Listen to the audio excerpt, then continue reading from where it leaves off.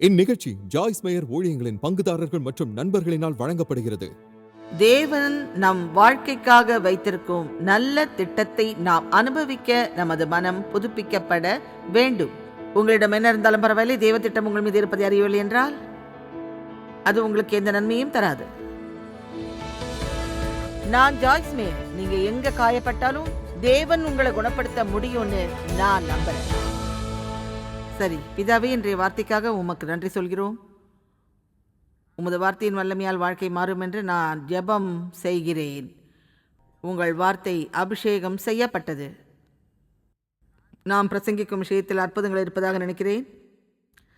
சொல்லப்போனால் என் கருத்துப்படி மக்கள் தங்கள் எண்ணங்களை பற்றி மேலும் மேலும் அறிந்து கொள்வார்கள்.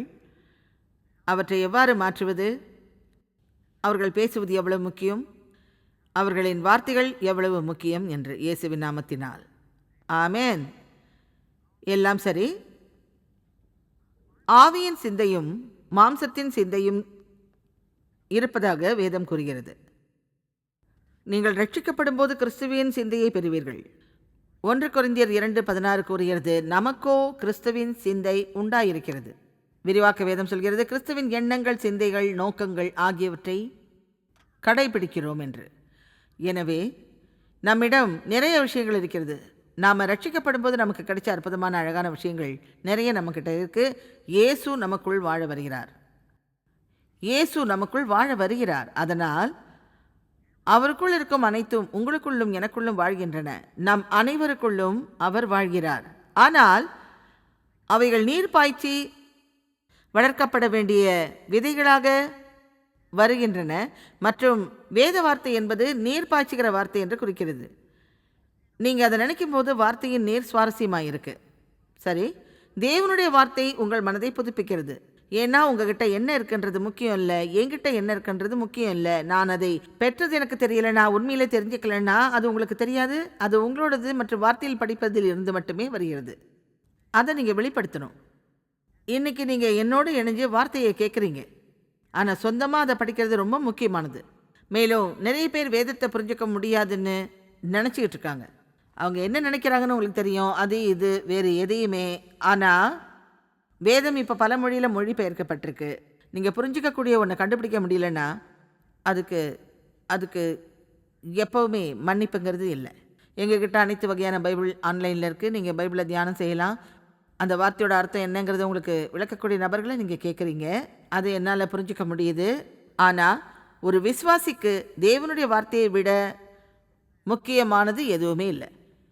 இது நீங்கள் புறக்கணிக்கக்கூடிய ஒரு விஷயம் இல்லை. நம்ம வாழ்க்கையில் தேவன் வச்சிருக்கிற நல்ல திட்டத்தை நாம் அனுபவிக்கிறதுக்காக மனம் புதுப்பிக்கப்படணும். உங்ககிட்ட என்ன இருந்தாலும் பரவாயில்லை, அது உங்ககிட்ட இருக்குது அப்படின்னு உங்களுக்கு தெரியலைன்னா அது உங்களுக்கு எந்த நன்மையுமே தராது.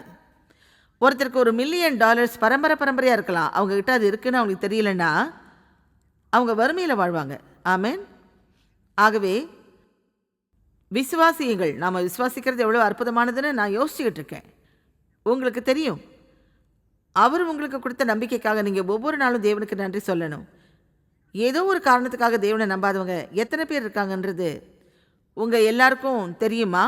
நான் சமீபத்தில் ஒருத்தரோட கதையை கேட்டேன். அது அவரோட குழந்தை பருவத்தில் அவருக்கு நிகழ்ந்த சில விஷயங்களின் அறியாமை. நிறைய பேருக்கு அநியாயமான மற்றும் நியாயமற்ற விஷயங்கள் நடந்திருக்கு. அவங்களால அதை புரிஞ்சிக்க முடியல. அதனால் அவங்க ஒரு கடவுளாக இருக்க முடியாது, இல்லை அது நடக்காதுன்னு முடிவு செய்கிறாங்க. ஆனால் இந்த நேரத்தில் நாம் அவருக்கு ஏன் உதவி செய்யணும்? தேவன் நமக்கு ஒரு பிரச்சனை இல்லாத வாழ்க்கையை வாக்களிக்கலை.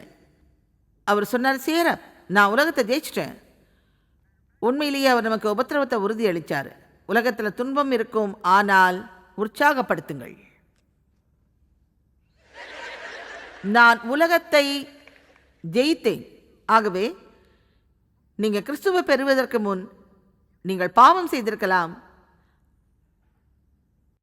அது உங்களை ஒரு பொதும் தொந்தரவு செய்யாது. நான் கிறிஸ்துவை பெறுறதுக்கு முன்னாடி நான் பாவம் செஞ்சப்போ அது என்ன ஒன்றும் செய்யலை, பாவம் செஞ்சுக்கிட்டே இருந்தேன். ஆனால் நம்ம மறுபடியும் பிறந்ததும் ஒரு போர் தொடங்குது. ஆமேன். அந்த போரை பற்றி யாருக்காவது தெரியுமா? நாங்கள் தேவனின் படையில் போர் சேவகர்கள் மற்றும் நமது போர் ஆயுதங்கள் பாதுகாப்பானவை அல்ல. ஆனால் அவங்க கோட்டைகளை வீழ்த்துறதுக்கும் தவறான நம்பிக்கை மற்றும் கற்பனைகளை வீழ்த்துறதுக்கும் தேவனின் மூலமாக வல்லமையை பெறுகிறார்கள். ஆகவே நம்ம செய்ய வேண்டிய மிகப்பெரிய விஷயம் என்ன தெரியுமா? தேவன் சிந்திப்பது போல எப்படி நாமும் சிந்திக்கணும் அப்படிங்கிறத கத்துக்கிறது தான். தேவ வார்த்தையை தெரிஞ்சுக்கிட்டாதான் நீங்க அதை செய்ய முடியும். சரி, நான் நினைக்கிறது என்னால் செய்ய முடியாது, இந்த மாதிரி நினைக்கிறது ரொம்ப தவறு. உங்களால் செய்ய முடியலைன்னா வேறு யாரும் உதவ மாட்டாங்க. கெட்ட சிந்தனையை தள்ளுங்கள்னு வேதம் சொல்லும்போது உங்கள் எண்ணங்கள் தேவனுடைய வார்த்தைக்கு முரணானவைன்னு பரிசுத்த ஆவியானவர் உங்களை எச்சரிக்கும் போது உங்ககிட்ட இருக்கிற கெட்ட எண்ணங்களை நல்ல எண்ணங்களால் மாற்றப்படணும்னு அதுக்கு அர்த்தம். நல்ல எண்ணங்கள். ஆமென். நான் மிக பயனுள்ள விஷயம்னு நினச்சது என்னன்னா, நீங்கள் ஒரு விஷயத்தை யோசித்து வேறு விஷயத்த பேச முடியாதுங்கிறது. எனவே அந்த வார்த்தையை பேசுறது மிகவும் முக்கியமானது. ஏன்னா நீங்கள் அந்த வார்த்தையை தெரிஞ்சுக்கிட்டீங்கன்னா, வேதம் கூறுகிறது, என் வார்த்தையில் நிலைத்திருப்பவர் என் வார்த்தையை விசுவாசமாக பேசட்டும். சரி, ஆகவே தேவன் என்ன அளவில்லாமல் நேசிச்சாருன்னு நம்புறது உண்மையில் சொல்லப்போனால் எனக்கு ரொம்ப ரொம்ப கஷ்டமாக இருந்தது. என்னை நேசிக்கிறேன்னு என்கிட்ட சொன்ன எல்லாரும் என்னை காயப்படுத்தினாங்க. அதனால் நான் ஒரு விஷயத்தை தெரிஞ்சுக்கிட்டேன். தேவன் என்னை நேசித்தாருன்னு எனக்கு தெரியும், ஆனால் அது இன்னும் என் உள்ளுக்குள்ளே செல்லலை. ஒன்று சொல்கிறேன், நீங்கள் அதை பெற்ற உடனேயே உங்களுடைய பல பிரச்சனைகள் தீர்க்கப்படும். ஏன்னா உங்களுக்கு சிக்கல் ஏற்பட்டாலும் தேவன் உங்களை இன்னும் நேசிக்கிறாருன்றதை நீங்கள் தெரிஞ்சுப்பீங்க. அவருடைய அன்பை நீங்கள் கேள்வி கேட்காதீங்க. அதனால் ஒரு வருஷத்துக்கு தேவன் என்னை அதிகமாக நேசிக்கிறார் அப்படின்னு ஒப்புக்கொள்ள வேண்டியிருந்தது. நான் எப்போவாவது போய் கண்ணாடியில் என்னை பார்த்துட்டு, தேவன் உன்னை நேசிக்கிறார், உன்னை தேவன் நேசிக்கிறார்னு சொல்லுவேன். நான் என்னை பற்றின மோசமான எண்ணங்களை சிந்திக்க தொடங்கும் போது நான் அதை சிந்திக்கக்கூடாதுங்கிறத தெரிஞ்சுக்கிட்டேன். நான் தவறாக நினைக்கும் போது அதை பற்றி கண்டனம் செய்யறதுக்கு பதிலாக அதுக்கு நான் மறுப்பு சொல்லாமல் இருந்தது தான் தவறு. நீங்கள் சொல்லுங்கள், வேண்டாம், சத்தமாக பேசுங்க. பிசாசு கிட்ட சத்தமாக பேசுங்க, அவனும் உங்களோட பேசுவான். சத்தமாக பேசி, இல்லை நான் அதை நினைக்க போகிறது இல்லை, தேவன் என்னை நேசிக்கிறார் அப்படின்னு சொல்லுங்கள். நான் தேவனோட சரின்னு நினச்ச அதே சூழ்நிலையில் இப்போவும் நான் இருந்துகிட்டு இருக்கேன். 2 கொரிந்தியர் 5:21 அது சொல்லுது, நாம் அவருக்குள் தேவனுடைய நீதியாகும்படிக்கு பாவம் அறியாத அவரை நமக்காக பாவமாக்கினார். சரி, நான் என் அப்பாவால் துஷ்பிரயோகம் செய்யப்பட்டதாலும் தவறு என்னதாக இருக்கலாம்னு உணர்ந்தாலும், நான் 50கள் 40களின் பிற்பகுதி 50களின் நடுப்பகுதி வரை பலவிதமான குற்ற உணர்ச்சிகளை நான் சுமந்தேன். உங்கள் தோளில் அமர்ந்திருக்கிற இந்த குட்டி பை உங்ககிட்ட இருக்குது. அது எப்போவும் நம்மளை இப்படி நினைக்க வைக்கும். சரி, உங்களுக்கு என்னாச்சு, என்னாச்சு, என்ன தவறு இருக்குது, என்ன தவறு இருக்குது, நீங்கள் எல்லார போலவும் இருக்கணும், நீங்கள் சரியாக பார்க்கல, நீங்கள் இது இல்லை அது இல்லை, நீங்கள் வேறு எதுவுமே செய்யலை. நான் மறுநாள் வேதத்தை படித்தேன். சில சமயங்களில் நாம் படிக்கும் விஷயங்களில் போதுமான கவனம் செலுத்துவதில்லை. மேலும் பிலமோன் 1:6 கிறிஸ்துவின் மூலம் நம்மில் இருக்கும் எல்லா நல்ல விஷயங்களையும் நாம் ஒப்புக்கொள்ள வேண்டும் என்று அது கூறுகிறது. வா,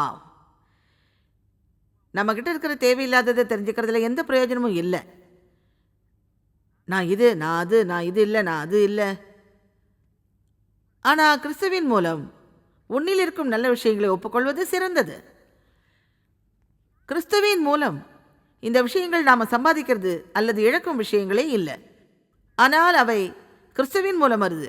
மேலும் பரலோகம் செல்வதற்கு சில விஷயங்களை தெரிஞ்சுக்க வேண்டியதில்லை. நீங்கள் இயேசுவை உங்கள் ரட்சகராக ஏற்றுக்கிறீங்க, அவர் உங்களுக்காக மரிச்சார்னு நீங்கள் உண்மையிலேயே விசுவாசிக்கிறீங்க, நீங்கள் அதை நம்புறீங்க.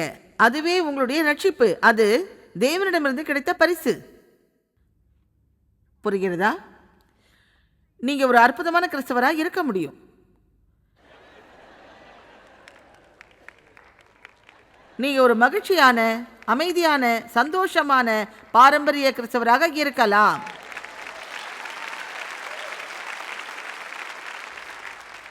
சரியாக சிந்திக்கவும் பேசவும் கற்றுக்கொள்வதன் மூலம் அது தீர்மானிக்கப்படுகிறது. மேலும் உண்மையில் நம்புங்கள். அதாவது தேவனின் வார்த்தை உங்களை பற்றி என்ன சொல்லுதுங்கிறத உண்மையாக நம்புங்க. அதனால் நான் எப்போவும் நினைப்பேன், என்கிட்ட என்ன தவறு, என்கிட்ட என்ன தவறு, எனக்குள்ளே என்ன தவறு இருக்குது. நான் என் பிதா என்னை நடத்தியது என் தவறுன்னு நம்பினேன். மற்ற எல்லாருக்குமே இது நடக்கும்னு நான் நினைக்கவே இல்லை. நிச்சயமா நீங்க குழந்தையா இருந்தப்போ கிரகத்தில் நடந்த ஒரே நபர் நான் மட்டும்தான்னு நான் நினைச்சேன். மற்றும் அந்த நாட்களில் பாலியல் துஷ்பிரயோகம் இல்லைன்னா தாம்பத்திய கொடுமை இதை பற்றிலாம் யாரும் பேசல. நீங்கள் ஒருபோதும் கேள்விப்பட்டிராத விஷயம் அது. மற்றும் என்னுடைய அம்மா, ஏழை அம்மா, அவங்க எங்கள் அப்பாவை பார்த்து ரொம்ப பயந்தாங்க. ஏன்னா அவர் வன்முறையாகவும் கெட்டவராகவும் இருந்ததால் குடிச்சிட்டு வந்து வீட்டில் அம்மாவை அடிப்பார். அவளுக்கு அதிக நம்பிக்கை இல்லை. அவரை விட்டு பிரிஞ்சா அவள் என்னையும் என் சகோதரனையும் கவனிச்சிக்க முடியும் அப்படின்னு உண்மையிலேயே நினைக்கல. அவர் என்ன செய்கிறாருன்னு அவளுக்கு தெரியும். ஏன்னா அவள் சில முறை அவரை கையும் கழுவமாக பிடிச்சிருக்கா. ஆனால் அவள் எந்த நடவடிக்கையும் எடுக்கலை. அதனால் நான் என் அப்பாவால் துஷ்பிரயோகம் செய்யப்பட்டேன், என் அம்மாவால் கைவிடப்பட்டேன். அதனால் எனக்குள்ளே ஏதோ தவறு இருக்கிறதா நான் எப்போவுமே நினச்சேன். பிறகு ஒரு பிரசங்கத்தை முதல் முறையாக கேட்டேன். கெனத் கோபலன்றவர் நீதி பற்றி பிரசங்கித்தாருன்னு நினைக்கிறேன். நான் யோசித்தேன், அது உண்மையாக இருக்கக்கூடிய ஏதாவது ஒரு சாத்தியமான வழி இருக்கா அப்படின்னு யோசித்தேன்.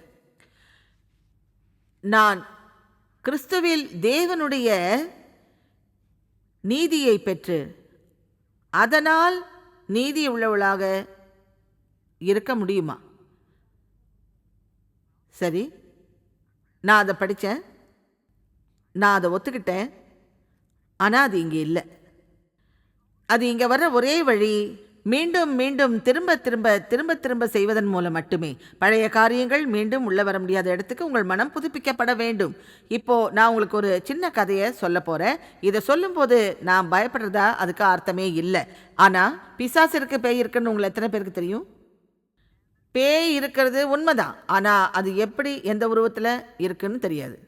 தேவனுக்கு பணிவிடை செய்ய தேவதூதர்கள் இருக்கிறது போல பேய் உதவியாளர்களும் இருக்காங்க. பிசாசு மற்றும் பேய்கள் இருக்குது. தேவன் அவரோட சரியாக இருக்கிறத பற்றி எனக்கு கற்பிக்க தொடங்கினார். அது இன்னும் முழுமையாக நம்பலை. நான் ஒரு நாள் காலையில் கிச்சன் டேபிளில் உட்காந்துருந்தேன். என் குழந்தைக்கு உணவு கொடுத்துட்டு இருந்தேன். இப்போ அவருக்கு 42 வயசு. எவ்வளோ காலத்துக்கு முன்னாடி நடந்தது. மேலும் தேவ் மற்றும் எனக்கும் ஒரு வாக்குவாதம் நடந்தது. அவர் வேலையை விட்டு போயிட்டாரு. எங்களுக்கு ஒரு வாக்குவாதம் நடந்தது. எனவே நான் சத்தமாக பேசிக்கிட்டு இருந்தேன். என்னை பற்றி கசப்போடு பேசிக்கிட்டு இருந்தேன். நான் ஒரு முட்டாள், எதையுமே சரியாக செய்ய மாட்டேன் அப்படின்னு சொன்னேன். எல்லாமே ஏன் தவறு, என்னால் எதையுமே செய்ய முடியாதுன்னு. இது மாதிரி உங்களை எத்தனை பேர் உங்களை பற்றி தவறாக பேசுகிறீங்க சொல்லுங்கள்? உங்களுக்கு ஒன்று சொல்கிறேன், நீங்கள் செய்யக்கூடிய மோசமான காரியங்களில் ஒன்று உங்களை பற்றி நீங்களே தவறாக பேசுறது தான். இந்த உலகத்தில் நிறைய பேர் அதை செஞ்சுக்கிட்டு இருக்கலாம். ஆனால் உங்களை பற்றி நீங்கள் தவறாக எப்பவும் பேசக்கூடாது. இயேசு ஒரு பெரிய விலை கொடுத்தாரு. நாம் ஒரு நல்ல வாழ்க்கை வாழறதுக்கு நம்பவே முடியாத ஒரு விலையை கொடுத்துருக்காரு. அவர் நமக்காக ஒரு நல்ல திட்டத்தை வச்சிருக்காரு. எபேசியர் 2:10 வேதம் சொல்லுது, அவர் நமக்காக ஒரு நல்ல வாழ்க்கையை அவர் முன்னதாக ஆயத்தம் பண்ணியிருக்கார். அதனால் நாம் அதில் நடக்கலாம். அவர் செய்ய வேண்டிய எல்லாத்தையும் அவர் செஞ்சிட்டாரு. இயேசு நம்ம வாழ்க்கையில் வேறு எதையும் செய்யணும்னு நாம் காத்திருக்க வேண்டியதில்லை. அவர் செஞ்சதை நம்புறதுக்கும் அதை நம்ம வாழ்க்கையில் செயல்பட வைக்கிறதுக்கும் அவர் காத்திருக்காரு. அப்படின்னா உங்களுக்கு ஒன்று சொல்கிறேன், உங்களை பற்றி நீங்கள் மோசமாக நினைக்கிறத நிறுத்துகிற வரைக்கும், தேவன் உங்களை அளவில்லாமல் நேசிக்கிறாருன்னு நம்புகிற வரைக்கும், அவர் உங்களை அவருக்கு இணையாக உருவாக்கியிருக்காருன்னு நம்ப தொடங்குங்க. நாம் தவறு செய்கிறோம், ஆனால் நீங்கள் யார், நீங்கள் என்ன செய்கிறீங்கன்றதில் வித்தியாசம் இருக்குது. நம்ம மனித கிரியைகள் அல்ல, நம்ம மனிதர்கள். ஆக நான் கிறிஸ்துவில் உள்ள தேவனின் நீதி. நான் தவறு செய்கிறேன், ஆனால் அவர்களுக்காக நான் வருந்துகிறேன். நான் தேவனை நேசிக்கிறேன். நான் தவறான விஷயங்களை செய்ய விரும்பலை. நான் எல்லா நேரத்துலையும் வளர்ந்துட்டு வரேன், மாறிட்டு வரேன். இன்றைக்கி இங்கே உட்காந்து நீங்கள் வளர்றீங்கன்றது உங்கள் எல்லாருக்கும் தெரியுமா? நீங்கள் என்னை புறக்கணிச்சிட்டு என்னை பற்றி கொஞ்சம் கூட யோசிக்காமல் இருந்தால் தவிர. நான் சத்தமாக பேசுகிறதால அதை செய்கிறது எனக்கு கொஞ்சம் கஷ்டமாக இருக்குது. நீங்கள் வேறு யாரையும் நேசிக்கிறதுக்கு முன்னாடி உங்களை நீங்களே நேசிக்கணும். உங்ககிட்ட இல்லாததை நீங்கள் அடுத்தவருக்கு கொடுக்க முடியாது. எனவே தேவன் உங்களுக்கு தேவையான அனைத்தையும் தருகிறார். அவர் தன் அன்பை உங்களிடம் வைக்கிறார். அதனால் நீங்கள் அந்த அன்பை பெறலாம். பிறகு அது உங்கள் வழியாக மற்றவர்களுக்கு பாயட்டும். தேவன் நம்மில் நீதியை நிலைநாட்டாவிட்டால் உலகத்தில் நாம் சரியான விஷயங்களை செய்யணும்னு அவர் ஏன் நமக்கு சொல்ல போகிறாரு? நமக்கு எந்த உரிமையும் இல்லைன்னா நம்மால் எதையும் சரியாக செய்ய முடியாது. ஆமென். ஆவியின் அனைத்து கனிகளும் நம்மில் உள்ளது. எனக்குள்ள எந்த நன்மையும் இல்லைன்னா நான் எப்படி நல்லதை செய்ய முடியும்? எனவே தேவனின் கிருபையால் இந்த எல்லா விஷயங்களும் உங்களுக்குள்ளே இருக்குது அப்படிங்கிறத நீங்கள் நம்பணும். மேலும் அதை செய்கிறதால மட்டும் நாம் காப்பாற்றப்பட மாட்டோம். ஆனால் அது உங்களுக்கு எந்த வகையான வாழ்க்கையை தருதுங்கிறத தீர்மானிக்குது. நீங்கள் இப்போ செய்கிறத விட வாழ்க்கையில் அதிக இன்பத்தை அனுபவிக்கிறது மூலமாக எத்தனை பேர் பயனடையலாம்? ஆமென். சரி, உங்களை எத்தனை பேர் நீங்கள் விரும்புறது போல் உங்களை நேசிக்கல? சரி, இப்போ நாம் வேலைக்கு செல்ல போகிறோம். ஆமென். தயவு செய்து நம்புங்கள். நீங்கள் உண்மையிலேயே அதை பெற்றுக்கொண்டால் அது ரொம்ப எளிதானது. இருந்தாலும் இந்த நேர்மையான விஷயத்தை நான் இப்போ கூட சொல்லியிருக்கலாம். ஒவ்வொரு நாளும் அது உண்மையான எனக்கு தெரியல. ஆனால் நான் கிறிஸ்துவில் தேவனின் நீதி என்று நான் அறிவிக்காத பல நாட்களை நான் தவற விடுவதில்லை. ஆட்டுக்குட்டியின் இரத்தத்தால் பிரிக்கப்பட்டு பரிசுத்தப்படுத்தப்பட்டது. எனக்கு எதிராக உருவாக்கப்படும் எதுவும் வெற்றி பெறாது. தீர்ப்பில் எனக்கு எதிராக எழும் எந்த நாவையும் நான் குற்றப்படுத்துவேன்னு உறுதியளிக்கிறேன். நான் வாலல்ல, நான் தலை, கீழில்லை, மேல். அதாவது நீங்கள் ஒரு நாளைக்கு 2 முறை, ஒரு நாளைக்கு 3-4 நிமிஷங்கள் கூட நீங்கள் தாராளமாக எடுத்துக்கோங்க. ஏன் தெரியுமா? நான் உங்களை நம்புகிறேன். இப்போ இங்கே வேற யாரோ பிரசங்கிக்கிறத நீங்கள் கேட்க போகிறதில்ல, புத்தகத்திலேருந்து எடுத்து படிக்கவும் போகிறதில்ல. அது போல இருக்குது. ஆமாம், நான் தேவனைப் போலவே உருவாக்கப்பட்டிருக்கேன். நான் எல்லா நேரத்திலையும் குற்றவாளியாக உணர வேண்டியதில்லை. நீங்கள் பாவம் செய்யும்போது நீங்கள் மனம் திரும்புகிறீங்க, தேவன் உங்களை மன்னிக்கிறாரு. நீங்கள் உங்கள் வணிகத்தை பற்றி தொடருங்க. ஏசாயாவில் இது 43:25ன்னு நான் நினைக்கிறேன். தேவன் தம்முடைய நிமித்தம் நம்மை கவனிக்கிறார் என்று கூறுகிறது. அதை நான் விரும்புகிறேன். அவர் அதை தன்னுடைய சொந்த மீட்புக்காக செய்கிறாரு. அதனால தான் அவர் நம்ம காப்பாற்றுறதுக்காக மற்ற மக்களை மன்னிக்கணும்னு விரும்புகிறாரு. நீங்கள் அவங்கள மன்னிக்கிறீங்களா இல்லையான்றது முக்கியம் இல்லை. உங்கள் சொந்த நலனுக்காக நீங்கள் அவங்கள மன்னிக்கணும். யாரோ ஒருத்தர் உங்களுக்கு செய்கிறதுக்காக நீங்கள் கோபமாக இருக்கிறதால அந்த சுமையை உங்களோடு சுமந்துக்கிட்டு உங்கள் முழு வாழ்க்கையையும் அழிக்க கடவுள் எந்த காலத்திலையும் விருப்பப்படுறதே இல்லை.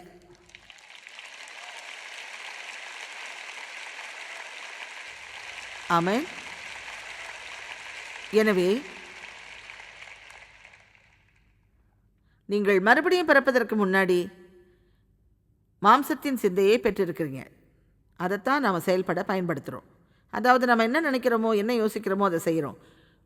உங்கள் ஆன்மா, உங்கள் மனம், உங்கள் விருப்பம் மற்றும் உங்கள் உணர்ச்சிகள். உங்களுக்கு தெரியும், விரும்புகிறேன், நினைக்கிறேன், உணர்றேன், விரும்புகிறேன், நினைக்கிறேன், உணர்றேன், விரும்புகிறேன், நினைக்கிறேன், உணர்றேன். எப்படி உணர்றோம், எப்படி விரும்புகிறோம், என்ன நினைக்கிறோன்னு எல்லார்ட்டையும் எப்போ சொல்லிக்கிட்டே இருக்கோம். நான் நினைக்கிறேன், எனக்கு இது வேணும், அது வேணும், நான் உணர்றேன். ஆனால் அது எதுவுமே தேவனை பற்றி எதுவுமே சொல்லலை. பிறகு நாம் மறுபடியும் பிறக்கும்போது இந்த ஆவியின் சிந்தையை பெறுகிறோம். ஆனால் அது புதுப்பிக்கப்பட வேண்டும், அது எழுப்பப்பட்டு உயிர்ப்பிக்கப்பட வேண்டும் மற்றும் தேவனுடைய வார்த்தையை ஒரு வழக்கமான அடிப்படையில் ஊட்ட வேண்டும் என்கிறேன். எனவே இப்போ நீங்கள் கிறிஸ்துவோட இந்த எண்ணத்தை பெற்று இந்த புதிய ஆவியை பெறும்போது தேவனோட ஆவி உங்களுக்குள்ளே இருக்கும். நீங்கள் பாவம் செய்யும்போது நீங்கள் அதை பற்றி ரொம்ப இணக்கமாக இருக்க முடியாது. ஏன்னா உங்ககிட்ட ஒரு சின்ன விஷயம் இருக்கிறதால அது உங்களை மறுபடியும் துன்புறுத்துது. அந்த மாதிரி இருக்குது. நீங்கள் ஏன் அப்படி செஞ்சீங்கன்னு கூட உங்களுக்கு தெரியாது. அது அப்படித்தான். நான் உள்ள கனமாக உணர்றேன், நான் சோர்வடைகிறேன், நான் என் மகிழ்ச்சியை இழந்துட்டேன், நான் ஒன்றுமே செய்யலை, நான் மனசோர்வு அடைஞ்சிட்டேன், என்னால் ஜெபம் செய்ய முடியல. நாம் உணராத நேரத்தில் பாதி நேரம் அதுதான் காரணம். நீங்கள் பேசும் விதத்திலேயே உங்களை துன்புறுத்திக்க முடியுங்கிறது உங்களுக்கு தெரியுமா? நீங்கள் ஒருத்தரை பற்றி ஒரு நல்ல கிசு பேசுகிறீங்க, அதுக்கப்புறம் நீங்கள் எப்படி உணர்றீங்கன்னு பாருங்கள். எங்களால் அந்த விஷயங்களை எல்லாம் செஞ்சு நல்லா உணர முடியாது. நீங்கள் மக்களை பற்றி நல்ல விஷயங்களை சொன்னால் நீங்கள் நல்லா உணர்றீங்க. நீங்கள் மக்களை பற்றி மோசமான விஷயங்களை சொல்கிறீங்க, எதை விதைக்கிறீங்களோ அதையே அறுவடை செய்கிறீங்க. ஆமென். எனவே விரிவாக்க வேதத்தில் உள்ள ரோமர் 8:6 மாம்ச சிந்தை பரிசுத்த ஆவி இல்லாத உணர்வு மற்றும் காரணம் என்று கூறுகிறது. இப்போ தேவன் நமக்கு எந்த உணர்வும் இல்லை ஒருபோதும் தர்க்கம் செய்யக்கூடாது, எதையும் சிந்திக்கக்கூடாதுன்னு எதிர்பார்க்கவே இல்லை. நாம் பகுத்தறிவில் வாழறது அவர் விரும்பவே இல்லை. நம்முடைய சொந்த மாம்சமான மாயமான பகுத்தறிவு. மற்றும் யாக்கோபில் அவர் வார்த்தையின் கருவாக இருக்கிறத பற்றி பேசுகிறாரு. மேலும் அவர் சொன்னார், நீங்கள் வார்த்தையை கேட்டு அதை செய்யாவிட்டால் உண்மைக்கு முரணான காரணத்தால் நீங்கள் ஏமாற்றப்படுகிறீர்கள். நான் இங்கே உங்கள் எல்லார்ட்டையும் நிறைய பேசுகிறேன், ஆனால் இன்னைக்கு இங்கே பகுத்தறிவில் நான் நிறைய கவனத்தை செலுத்த விரும்புகிறேன். ஏன்னா அந்த காரணம்தான் நம்ம ரொம்பவும் சிக்கலுக்குள்ளே கொண்டு போகுது. இந்த ட்ரெஸ்ஸையும் இங்கே இருக்குன்னு உங்களுக்கு சொல்கிறேன், அதுக்கப்புறம் நாம் அதை தளத்துலேருந்து பெறலாம். ஆகவே ஒவ்வொருத்தரும் ஆச்சரியப்படுறதை விட்டுடலாம். நான் எதை பற்றி பேசுகிறேங்கிறத புரிஞ்சிக்க இது உங்களுக்கு உதவும். பல ஆண்டுகளாக எங்ககிட்ட தன்னார்வலராக செயல்பட்ட ஒரு பெண் இருந்தா. உங்களில் சிலர் இந்த கதையை சொல்கிறத கேட்டிருப்பீங்க, நீங்கள் பார்த்துருப்பீங்க. ஆனால் அதை மறுபடியும் சகிச்சுக்கணும். ஆமேன். உங்களை எத்தனை பேர் அதை கேட்கல? சரி, உங்ககிட்ட நான் பேசுகிறேன். சரி, பெணி அதை கேட்டிருக்கா. எத்தனை முறைன்னு எனக்கு தெரியல, ஆனால் அவள் சொன்னா, நீங்கள் சொல்கிற ஒவ்வொரு முறையும் நான் அதை கேட்க விரும்புகிறேன். எனவே அந்த பெண்ணோட பெயர் ரூத்-ஆன். ஒரு நாள் காலையில் என் நகரத்தில் நான் வாரம் நடத்துகிற கூட்டத்துக்கு போக தயாராகிட்டு இருந்தேன். அவள் முன்னாடி உட்காந்துருந்தா. அதனால் நான் உடை அணிந்து ரூத்-ஆனுக்காக ஜெபிக்கிறேன். ஓ ஆண்டவரே, ரூத்-ஆனை ஆசீர்வதிக்கிறேன். அவள் ஒரு சிறந்த தன்னார்வலர். ரூத்-ஆனுக்கு நான் என்ன செய்யணும்? பெண்களே, உங்கள் நெருக்கத்தில் உள்ள யாருக்காவது ஒருபோதும் பிரார்த்தனை செய்யவே செய்யாதீங்க.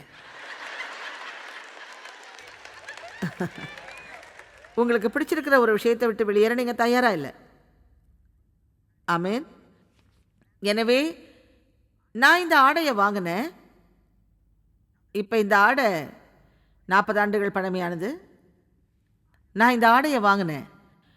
அது எனக்கு அப்போவே ரொம்ப பெருசாக இருந்தது. ஏன்னா அது ஒன்று தான் அவங்க வச்சுருந்தாங்க. அதை நான் ரொம்பவும் விரும்பினேன். முழு பாவாடை அணிஞ்சிருந்ததால் உங்களுக்கு தெரியும், அது ரொம்ப பெருசுன்னு உண்மையில் சொல்ல முடியாது. அதுக்கு மேலே ஒரு பிளாஸ்டிக் பை இருந்தது. அதோடு நான் போட்டுக்கிட்டு போக விரும்பின ஒரு ஜோடி சிவப்பு மற்றும் வெள்ளி காதணிகளை வாங்கினேன். நான் அதை அப்படியே வச்சுருந்தேன். 1 மாதம் இல்லை 6 வாரங்கள் நான் அதை அணியவே இல்லை. அது அங்கே தான் பிளாஸ்டிக் பையோடு இருந்தது. காதணிகள் ட்ராயரில் இருந்தது. அதனால் ரூத்-ஆனுக்காக நான் என்ன செய்யணும் அப்படின்னு தேவன்கிட்ட நான் கேட்டபோது,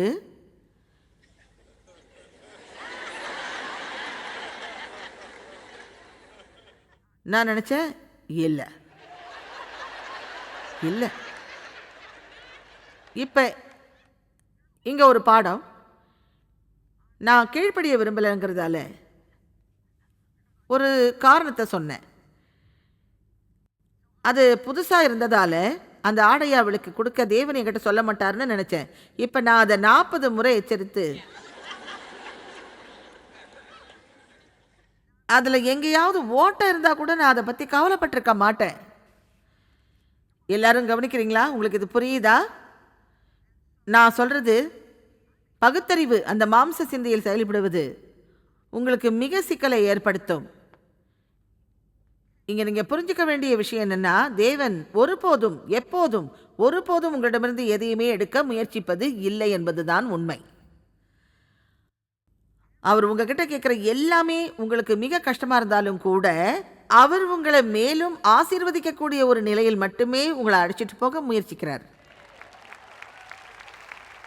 ஆனால் நீங்கள் ஒரு விதையை விதைக்காத இடத்துல உங்களால் அறுவடை செய்ய முடியாது. ஆமேன். அதனால் நான் நினச்சேன், அவ்வளவு விரைவாக சரி, அது தேவனாக இருக்க முடியாது. அந்த உடை புதியது, நான் இன்னும் அதை அணியவே இல்லை. நான் என்னுடைய ஆஃபீஸுக்கு போய் உடையை பற்றி எல்லாத்தையுமே மறந்துட்டேன். 1 மாதத்துக்கு அப்புறம் நான் மறுபடியும் அதே அறைக்கு வந்துட்டேன். ரூத்-ஆனுக்காக மறுபடியும் பிரார்த்தனை செய்கிறேன். நாம மறந்துடலாம், ஆனால் தேவன் மறக்க மாட்டார். தேவன் ஒரே விஷயத்தை மறுபடியும் சொல்லும்போது நீங்கள் அதை விரும்ப மாட்டீங்களா? அதே விஷயம் அதே விஷயம் அதே விஷயம் அதே விஷயம். தேவன் என்கிட்ட எப்போ பேசுகிறாருங்கிறத நான் சொல்லக்கூடிய வழிகளில் இதுவும் ஒன்று. நான் அதை மறுபடியும் கேட்கும்போது தான் தேவனுக்கு மட்டுமே நன்றி. அது 100 முறை இருக்க வேண்டியதில்லை. ஒருவேளை அது 4 அல்லது 5 முறை மட்டுமே. ஆக நான் மறுபடியும் ரூத்-ஆனுக்காக பிரார்த்திக்கிறேன். நெருக்கமானவங்களுக்காக பிரார்த்தனை செய்கிறது நல்ல காரியமே இல்லை. இப்போது நிச்சயமாக நான் பக்கத்தில் நடந்து போகிறேன், ரொம்ப கிட்ட போனேன். மேலும் ஓ, ரூத்தான தேவன் ஆசீர்வதிக்கிறாரு. அவர் ரொம்ப இனிமையா இருக்கா. மறுபடியும் நீண்ட காலமா தன்னார்வலரா இருந்தா. மேலும் ரூத்தானுக்காக நான் என்ன செய்யணும்னு தெரியுமா? இதோ என்னுடைய அடுத்த விஷயம். நான் சொன்னேன், ஆனால் தேவனே, அந்த ட்ரெஸ்ஸோட போட்டுக்க அழகான சிவப்பு மற்றும் வெள்ளி காதணிகளை வாங்கினேனே, அதை பத்தி கவலைப்படாத. ஏதாவது பிரச்சனை இருந்தா தயவு செஞ்சு அதையும் அவங்க கிட்ட கொடுத்துரு.